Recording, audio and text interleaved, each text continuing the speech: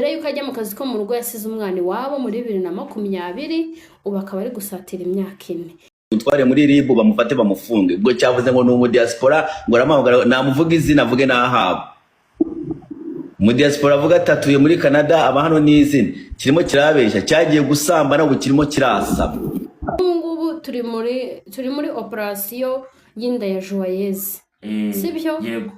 Ariko ubu aka kanya menye ko cyangwa se biri kuvugwa ko hari umwana yabyaye muri 2020 uwo mwana muri iki gihe akaba ari gusatira imyaka 4.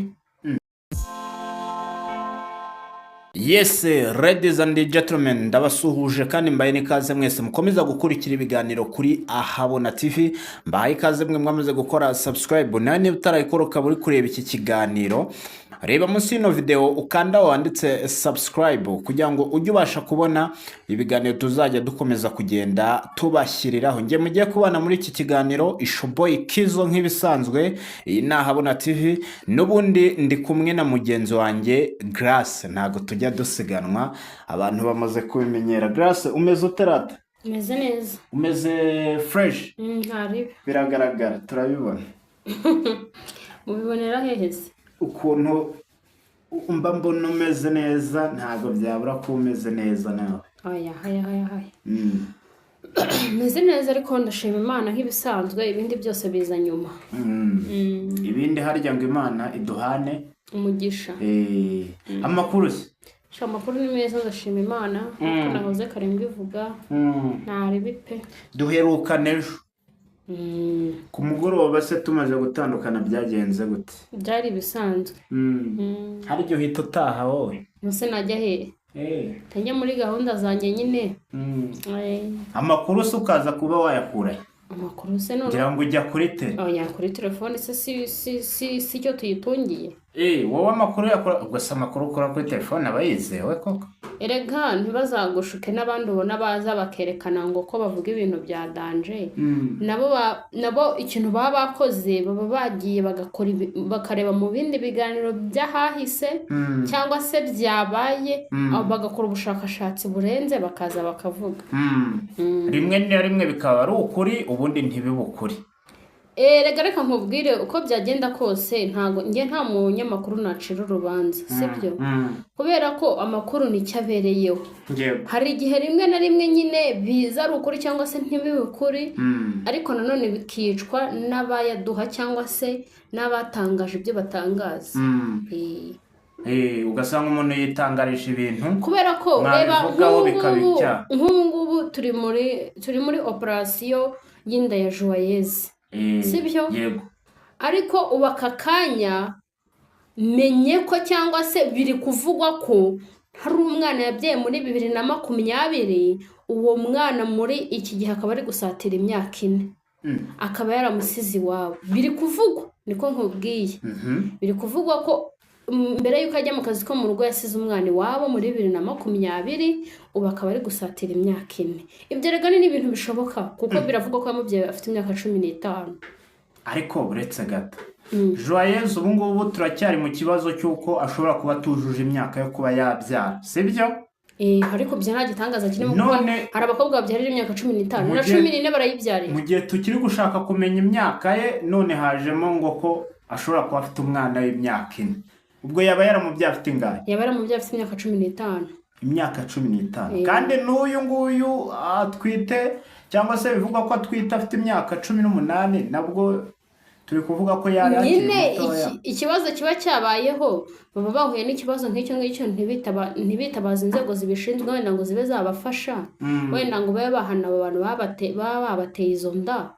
Icyo gihe rero ititabaje inzego zibishinzwe hari nyine ikirego cyawe ntago kiba nta kintu kiba kivuze kubera ko ntago uba wazitabaje.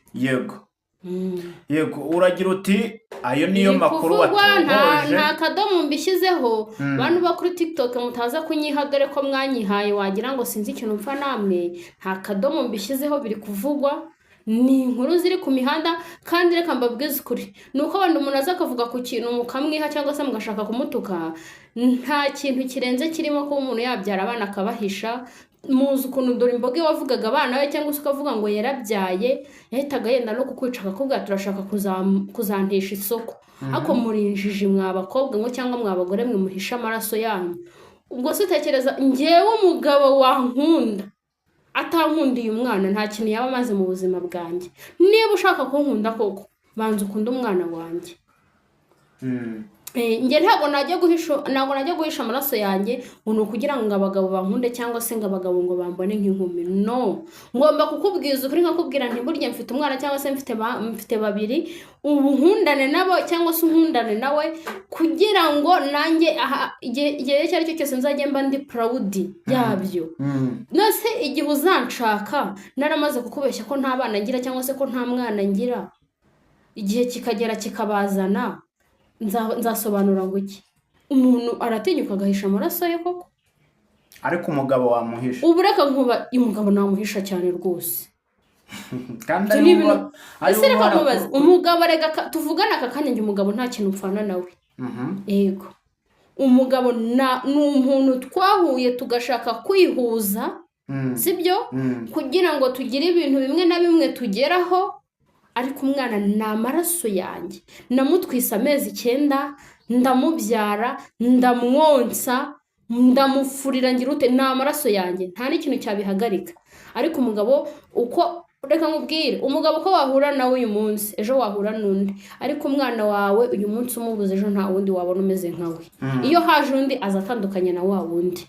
Iryo ni ihame. Yego. Ni nayo mpamvu rero abantu mukomeza guhisha abana banyu ku mbuga nkoranyambaga ngo ni ukugira ngo abantu ngo babakunde ngo muracyari inkumi, muracyafite imitekerereze iciriritse. Mwigaragaza uko muri, ababakunda babakundira uko muri. Kubera ko siniyumvisha ko umuntu ahubwo ubaye utanabyara nibwo umuntu yakwanga. Ariko se ku buryo ko byara imburagihe se tekereza ko Joyeuse reka mubaze Joyeuse koko uwo mwana ntago tubizi neza ko ahari, ariko byanashoboka icyo nta gitangaza kirimo. Kubera ko dore imboga umunsi yapfuyeho twese tubona abana babiri b'abasore tutari tuzi, ibyo byashoboka cyane nta gitangaza kirimo. Ariko reka nkubaze Joyeuse uwo mwana yaramubyaye muri 2020 afite imyaka 15, ubu ngubu akaba ari gusatira imyaka 4. N'ubwa mbere wumvishije umukobwa warabyaye afite imyaka 15?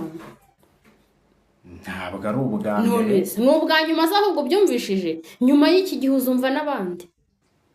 Yego cyane. None se Joyeuse twamumenye aza akora akazi ko mu rugo, sibyo? Mwamumenye kubera Juno Kizigenza. Ariko yakoraga akazi ko mu rugo. Ako kazi ko mu rugo rero biri kuvuga ko uwo mwana mbere yuko ajya mu kazi ko mu rugo yamusigiye iwabo, akaba ariho babaga bari kumurera. Yakoraga akazi ko mu rugo akabohereza amafaranga. None se Joyeuse ko ngewe n'uyumviye yivugira ubwe ati ntabwo azasubira epfo iyo ngiyo za Karongi. Azasubirayo, nta muntu ugicika iwabo, barabeshya. Kere kuzi neza ko hari ikintu kibi wahakoze kibi nibwo wahacika. Ariko iwanyu uko byagenda kose hari n'igihe urwara ukaremba bikaba ngombwa kujya kurwarira iwanyu. Kubera ko i Kigali nta muntu waho wakwitaho kabiri. Abantu b'i Kigali baba bibereye mu bushabitsi ntaho kwitaho kabiri. Ariko nyoko wakubwiye cyangwa se umuvandimwe wawe wenda ashobora kugenekereza ko mufite icyo mupfana. Subwo gara amakuru yuko Joyeuse ubu agiye kugira abana babiri. Icyo nta gitangaza kirimo. Nje nta nubwo ndi kumva ari ibintu biri big deal. Ase hari wafashe umwanya byibura ngo ajye iwabo mu cyaro za Karongi ngira ngo niba nibuka neza. Nge nagusobanuriye ndakubwira ngo ni ibiri kuvugwa. Kandi bajya bavuga ko nta nduri ivugira ubusa, kandi twaguhaye ingero z'abamubanjirije. Bajyaga babivuga bakenda kwica umuntu cyangwa se bakanagutera n'amabuye, ariko nyuma ibyago bagize cyangwa se ikibazo gikomeye bahuye nacyo kikaza kuduhereza ibihamya bigaragara. Yego. Buriya dore imbogo ahari cyangwa wenda nuko wenda tutazi iyo umuntu apfuye ahantu ajya wenda, ariko ashobora kuba ari kwishuza kuba yarahisha abana be bakaza kumenyekana ari uko yapfuye. Burarega abana be, buriya social media ni ikintu kibi mu isi no mu ijuru. N'abana be burani bakuru bazajya babireba bumva ukuntu mama we yabihakanaga. None se abagerageje kumukoresha bivuga buriya ntibamufasha bakabisiba ko n'ubundi biba bitakibinjiriza. Nta kintu babikoraho. Nubundi ntago biba bikibinjiriza. Ntago rero babisiba, bazabirekeraho nyine tu. Abana babo abana be bazakure babireba abantu ukuntu nyine yabihakanaga. Ikibazo ntekereza ko atari imbuga nkoranyambaga, ahubwo ikibazo nitwe tuzikoresha. Ese wowe kuki utekereza ko uyu munsi ushobora kuza kuri kamera ukaba wagambanira ejo hawe hazaza uvuga ibintu nk'ibyo ngibyo utazi neza ko ejo hazakujyaho ingaruka. Bajya bavuga ngo intamenya irira ku muziro. Intamenya irira ku muziro.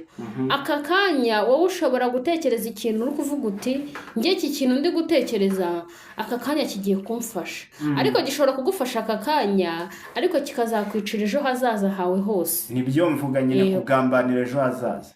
Ushobora gutekereza ati reka mbeshye ko nta mwana ngira, aba diaspora cyangwa se abandi basore barankunda kubera ko ndacyari inkumi. Nyamara hari igihe abo bana ushobora kubatangaza cyangwa se kubamenyekanisha, akaba aribo bashobora kuzaguhesha umugisha w'iteka ryose. Yego, kubera ko uko umuntu yagufasha uri umukobwa ntabwo ariko yagufasha ufite abantu nyine ushabikira. None se ko mu buzima bwanjye ntago mara yanjye sinzi ukuntu mbyumva, ntago nahisha umwana wanjye. None se ko Joyeuse ari kugerageza kumubereka, akabereka inda, akaba proud, ntabwo ntimubyemere. Impamvu nakomeje kubikubwira nakubwiye nti ibi bintu bya social media hazamo gutekereza cyane, kuko hari abantu baza bakatubwira ibintu bimwe bikaza kuba ukuri, ibindi bikaza kugira gute, bikaza kubeshya. Niyo mpamvu nyine umuntu agomba gutekereza cyane akavuga se koko ni ukuri aratwite cyangwa se ntago atwite, ni indirimbo bari gutwikira cyangwa se n'ikindi kintu bari gutwikira utamenya. So niyo mpamvu rero umuntu aba agomba gushishoza, ariko abayatwite sava nta kintu bitwaye, kubera ko biba byiza iyo umuntu nawe yibarutse kugira ngo azagire umuntu umwitirirwa, sibyo? Yego. N'abagenzi be cyangwa se n'abafana be banamufashije nta n'ikintu bitwaye, aramutse abatse ubufasha bakabumuha kubera ko nyine ni abafana be nta kintu bitwaye.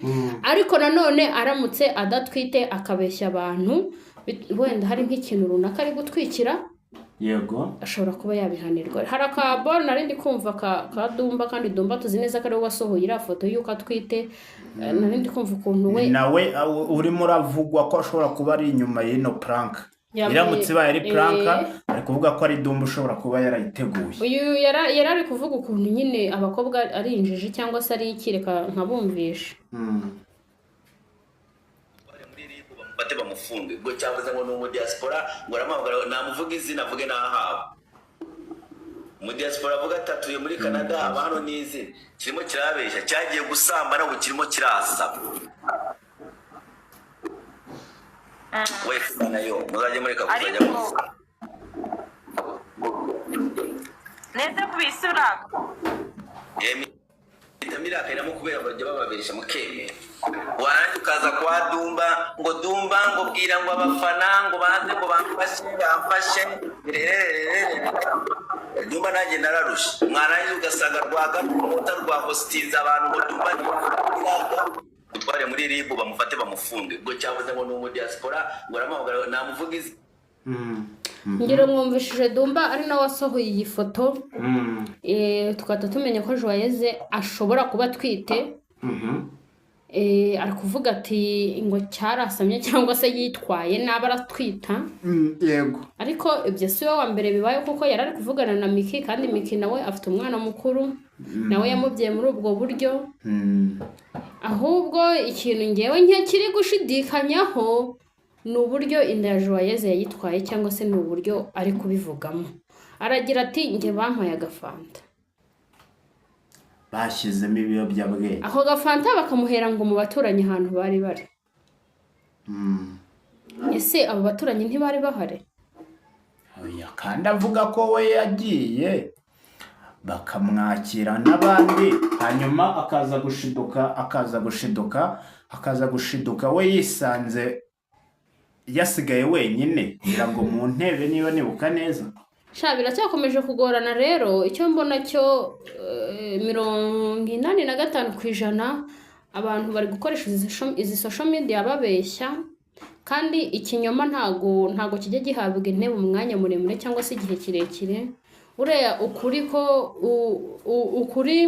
ukuri guhabwa icyicaro igihe kinini iyo wagushyizemo iyo nyine wakujemo neza sibyo ariko ibinyoma ntago ntekereza ko hari umuntu bijya bipfa guhira nyine igihe cyabyo kigeze biragutamaza ni ntayo mpamvu rero buriya Joyeuse niyitonde kubera ko niba twite nyine ni urubanza rwe cyangwa se umwana n'uwo azamurera sibyo ariko kuza imihanda cyane kuko ibyo ari kuvuga uyu munsi si byinshi ari kuvuga. hari abari kuvuga rero ati buriya buryo yajemo azavuga ko ngo bamuhaye fanta irimo ibisindisha nyuma bakaza kumusambanya, ngo ashobora kuba yiganye uwahoze yitwa cyangwa se uwitwaga Fridawusi, ngira ngo wa Ndimbati niba wibuka neza, nawe ni ubu buryo yajemo, ariko we nyuma byaje kumuhira bikaba binavugwa ko ubu ashobora kuba asigaye yurira indege nk'ujya Nyabugogo, ariko nawe ngo ni buriya buryo yajemo. Gusa Fridawusi wa Ndimbati ingendo y'undi iravuna, ingendo y'undi iravuna. Ntabwo wakibaza ko ibyo mugenzi wawe ahiriwemo nawe ari byo wahirirwamo. Gusa nyine Joyeuse tu niba twite nyine niyitegura kubyara, ibintu by'imihanda nabigabanye, nta n'ikintu binamaze, abikore nyine mu buryo bw'akazi bumwinjiriza, ariko ibindi abihagarike. Njye nta nubwo ntekereza ko ari kuri yari kuba yakabigenje, yari kubigenza. njyewe numvaga ko iriya foto yayireka yikikorera akazi kayo, noneho kubera ko afite cano, umunsi umwe akazaza kubita bombe hasi kandi akayikubita kuri cano ye. Wowe niko wari gupanga panga? Oya njyewe ntabwo mvuze nyine prank. ubaye ari wowe bibaye ari ibyanya, bibaye ari ibyanyabyo, umusitari nyine yatwise, sibyo? yego. Noneho aratwite, ariko wenda abantu bakeneye kumenya ngo yatwise ate, ninde wamuteye inda. Abanyamakuru bose baramva, wamamagara nkakwiyorera, nkabareka iyo foto mwebwe ubwanyu mukicara mukayivugaho, mukacika ururondogoro muvuga ku ifoto gusa, ariko nta jambo ryanjye na rimwe murumva. Noneho njyewe nkazategura, nkafata agakayi nkandika guhera ku itariki ya mbere ntwita kugeza ku ya nyuma, bitewe n'aho inda yanjye igeze, nkaza nkabitangariza kuri cano yanjye, ku buryo mbahereza ukuri kuri cano yanjye, ariko ntiriwe nzenguruka social media. Uko uzenguruka social media, abanyamakuru bagenda bakubaza bitandukanye, bakakuvanga mu bwonko. Ni nayo mpamvu hari igihe ibyo uvuze uyu munsi ejo atari byongera kuvuga, kubera ko bagucangacanze mu bwonko, kandi ibinyungu zabo zigiye zigira gute, ziba zinjira. Njye nta nubwo naba ntwite ngo nze kwirirwa niruka nkakoreye imihanda. harya ntabwo waza gusaba ubufasha wowe? Njyewe ntabwo naza gusaba ubufasha kuri iyi mihanda ntwite.